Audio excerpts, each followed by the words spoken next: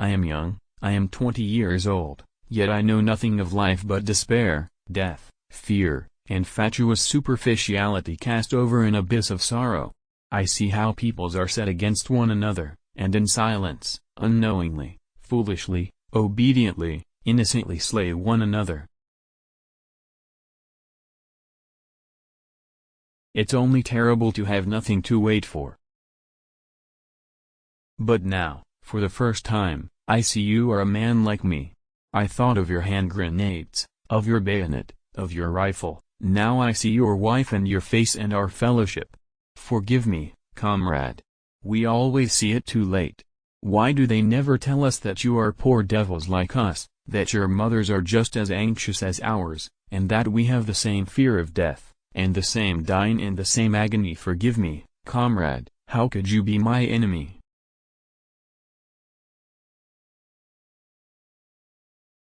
Life did not intend to make us perfect. Whoever is perfect belongs in a museum. We are not youth any longer. We don't want to take the world by storm. We are fleeing. We fly from ourselves. From our life. We were 18 and had begun to love life and the world, and we had to shoot it to pieces. It is very queer that the unhappiness of the world is so often brought on by small men. We are forlorn like children, and experienced like old men. We are crude and sorrowful and superficial. I believe we are lost. We were all at once terribly alone, and alone we must see it through. I did not want to think so much about her. I wanted to take her as an unexpected, delightful gift, that had come and would go again, nothing more. I meant not to give room to the thought that it could ever be more. I knew too well that all love has the desire for eternity and that therein lies its eternal torment. Nothing lasts. Nothing.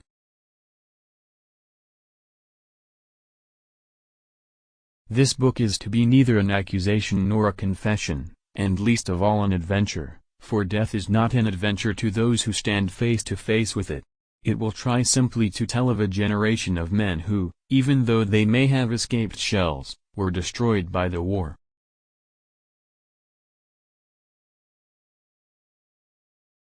Strange how complicated we can make things just to avoid showing what we feel.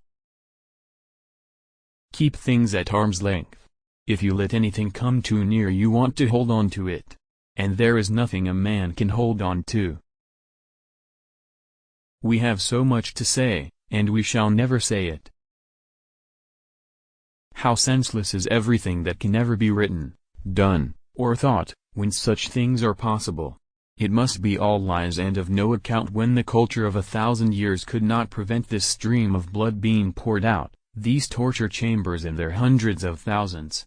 A hospital alone shows what war is.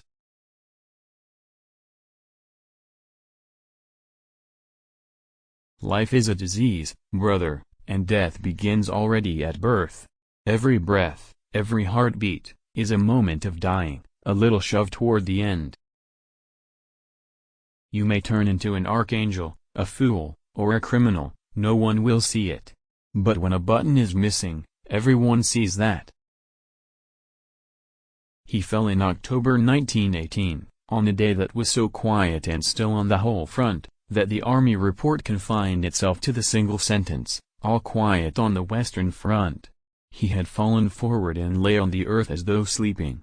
Turning him over one saw that he could not have suffered long. His face had an expression of calm, as though almost glad the end had come. I wandered through the streets thinking of all the things I might have said and might have done had I been other than I was.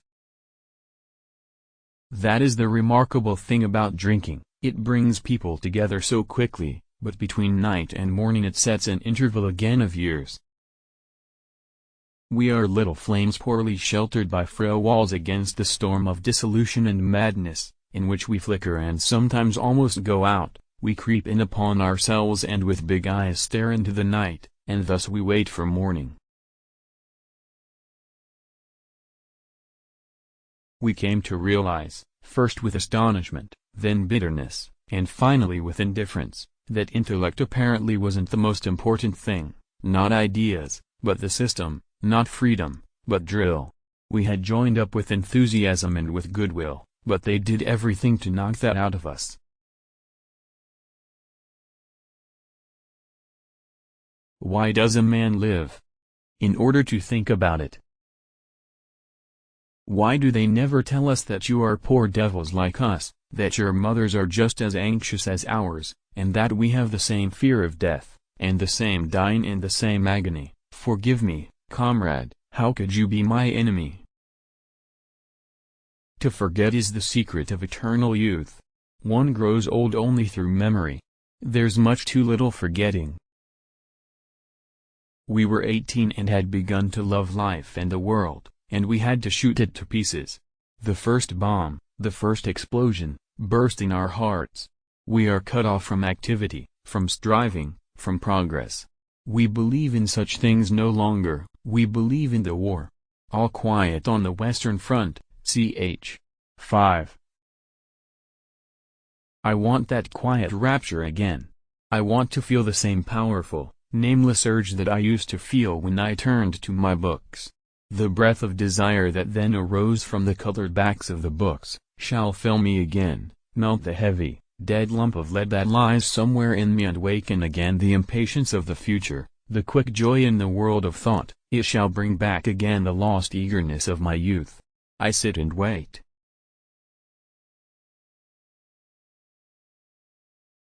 Sometimes I used to think that one day I should wake up, and all that had been would be over. Forgotten, sunk, drowned. Nothing was sure, not even memory. Bombardment, barrage, curtain fire, mines, gas, tanks, machine guns, hand grenades, words, but they hold the horror of the world. Modesty and conscientiousness receive their reward only in novels. In life they are exploited and then shoved aside. Never do anything complicated when something simple will serve as well. It's one of the most important secrets of living.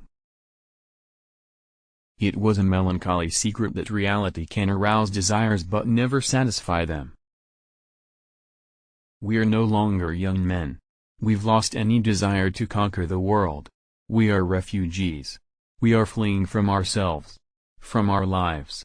We were 18 years old, and we had just begun to love the world and to love being in it, but we had to shoot at it. The first shell to land went straight for our hearts. We've been cut off from real action, from getting on, from progress. We don't believe in those things anymore. We believe in the war.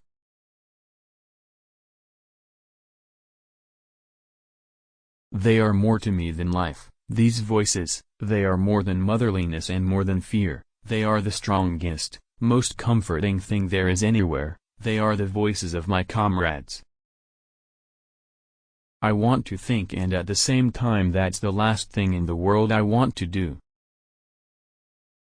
At school nobody ever taught us how to light a cigarette in a storm of rain, nor how a fire could be made with wet wood, nor that it is best to stick a bayonet in the belly because there it doesn't get jammed, as it does in the ribs.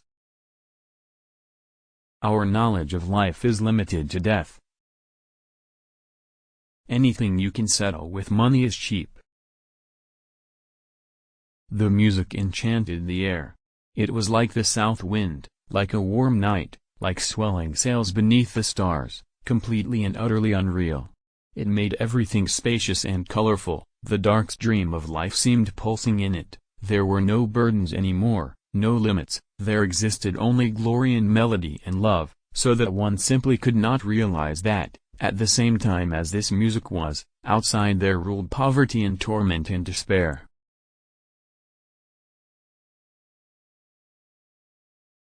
Everyone saves someone at least once. Just as he kills someone at least once. Even though he may not know it. It's no shame to be born stupid. Only to die stupid. It is too dangerous for me to put these things into words. I am afraid they might then become gigantic and I be no longer able to master them. No soldier outlives 1,000 chances. But every soldier believes in chance and trusts his luck.